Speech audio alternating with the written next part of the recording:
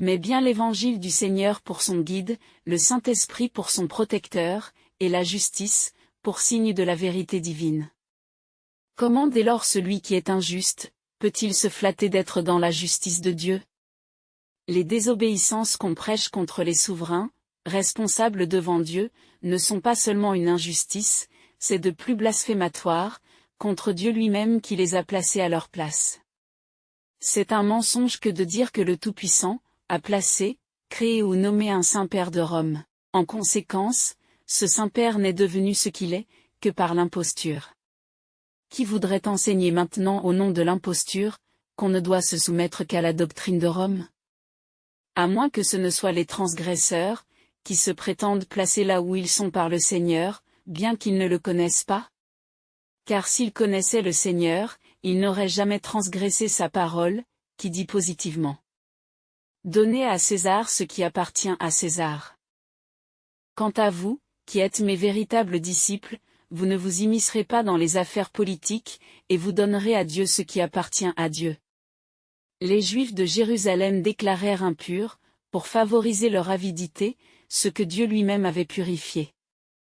Pourquoi les impies de Rome, pour la même cause, n'auraient-ils pas falsifié l'évangile du Seigneur? Jésus-Christ a dit: Lorsque vous priez, vous n'imiterez pas les hypocrites, qui aiment à prier debout dans les églises et au carrefour. Pourquoi donc les falsificateurs de Rome ont-ils inventé leur messe pour les vivants et pour les morts, si ce n'est par l'effet de sanctionner leur imposture qu'ils font servir pour leur propre avidité? Pour qui célèbrent-ils la messe, sans être payés? Jésus-Christ n'a-t-il pas dit: Vous avez reçu pour rien, et vous donnerez pour rien ce que vous avez reçu? Dans quel but alors imposent-ils à leurs pénitents des offrandes en l'honneur de la Sainte Vierge, qui selon leur doctrine infernale, veut bien intercéder auprès de Dieu pour la rémission des péchés? Pourquoi trouve-t-on dans les temples et les églises, au pied d'un morceau de bois habillé en femme, sous le nom de Sainte Marie, une caisse dans laquelle on persuade au peuple de mettre de l'argent, afin d'être exaucé de Dieu par l'intercession de Marie? Jésus-Christ n'a-t-il pas prêché: Lorsque vous aurez à prier, entrez dans votre chambre, fermez la porte, et priez votre Père secrètement. Et votre Père qui est esprit, qui voit le secret de vos pensées, vous en récompensera. Quand donc et où le Seigneur Jésus-Christ a-t-il prescrit de s'adresser à d'autres qu'à Dieu lui-même? Depuis quand a-t-il ordonné de recouvrir à sa mère terrestre ou tout autre saint, ou maître spirituel, pour obtenir la protection de Jésus-Christ auprès de Dieu? Depuis quand le Seigneur Jésus-Christ a-t-il ordonné d'invoquer les morts, sanctifiés par l'imposture de Rome? Jésus n'a-t-il pas enseigné: Et lorsque vous aurez accompli vos devoirs envers votre prochain, dites: Nous sommes que des serviteurs? D'où vient dès lors la sainteté de ceux qu'on invoque? Jésus-Christ est descendu sur la terre, pour faire connaître son Père aux hommes, plongés dans l'idolâtrie. Pourquoi donc ces impies recommanderaient-ils de nouveau, par leur prédication, les idolâtries condamnées expressément par le Seigneur? N'est-ce pas pour se faire eux-mêmes l'objet de l'idolâtrie, et pour parvenir à leur but politique, celui de reconquérir l'ancienne puissance papale? Toutefois ils se trompent, car la fin de leur hypocrisie est proche, et malheur à Rome, si l'on n'écoute pas la voix du Seigneur. Ces gens-là n'ont pas besoin du témoignage des anges du Seigneur des cieux, dont ils se sont éloignés avec intention, par leur hypocrisie et leurs iniquités. Le témoignage des anges ne doit servir qu'à ceux qui sont aveugles, et non pas à ceux qui se prétendent avoir des yeux.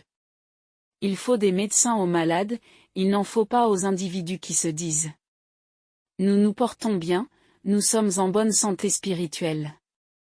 Dieu Tout-Puissant est maître d'envoyer 100 millions d'anges ici-bas, mais quel serait alors le mérite des hommes, si chacun se voyait forcé par les anges de Dieu d'accomplir les commandements du Père Céleste, qui en vérité sont pour le bonheur de tout homme. Heureux, ceux qui sont pauvres en esprit, car le royaume des cieux leur appartient. Heureux ceux qui ont de la douceur, car ils posséderont la terre. Heureux ceux qui ont faim et soif de justice, car ils seront rassasiés. Heureux ceux qui usent de miséricorde, car ils obtiendront miséricorde. Heureux ceux qui ont le cœur pur, car ils verront Dieu. Heureux ceux qui souffriront de persécution pour la justice, car le royaume des cieux leur appartient. Et c'est pourquoi celui qui reconnaît sa pauvreté spirituelle, sera riche. Celui qui a eu de la douceur, sera choisi pour être serviteur de Dieu. Celui qui a pleuré, séchera les larmes de ceux qui pleurent encore. Celui qui a eu faim et soif de justice, sera rassasié, car il fera justice. Celui qui pendant le temps de la pauvreté a été miséricordieux envers beaucoup, obtiendra la miséricorde de Dieu. Celui qui a eu le cœur pur, verra Dieu. Celui qui a l'esprit pacifique, sera choisi pour appeler les brebis perdues à la justice de Dieu, car ce sont elles qu'on nommera les enfants de Dieu.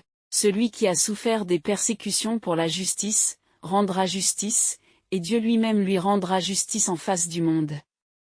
Soyez donc constants, ceux qui aiment la vérité et la justice, parce qu'on vous persécutera encore, et Rome lancera son anathème contre vous, et vos amis. Néanmoins consolez-vous d'avance, car les transgresseurs lanceraient contre Dieu lui-même, s'ils le pouvaient, l'excommunication. C'est-à-dire qu'ils l'excluraient de l'Église, s'ils le pouvaient. Les grands bâtiments, qu'on appelle église ou temple, ont été bâtis à l'origine pour qu'on enseigne au peuple comment servir Dieu. C'est-à-dire afin que l'on enseigne les commandements de Dieu, non pas pour y faire de longues prières dont on n'en voit pas le bout, mais pour que l'évangile du Seigneur y soit annoncé. Car il renferme tous les commandements de Dieu. Prêchez l'évangile aux pauvres a dit le Seigneur, car c'est par là qu'ils apprendront à servir Dieu et de ce fait, seront heureux déjà ici-bas. Pourquoi aux pauvres, et non pas à tout le monde sans exception? Retenez que par le mot pauvre, l'on entend ceux qui se reconnaissent pauvres en esprit, et il y en a beaucoup qui le sont, même parmi ceux qui sont riches en biens financiers ou matériels, et qui généralement ne savent pas dans quel but le Père Céleste leur a donné tant de biens. L'Église de Rome peut tromper les hommes, mais on ne trompe pas Dieu Tout-Puissant. Dieu est la vérité et un seul Dieu. Comment donc ces hypocrites peuvent-ils avoir la prétention de vouloir convertir les incrédules par leurs mensonges?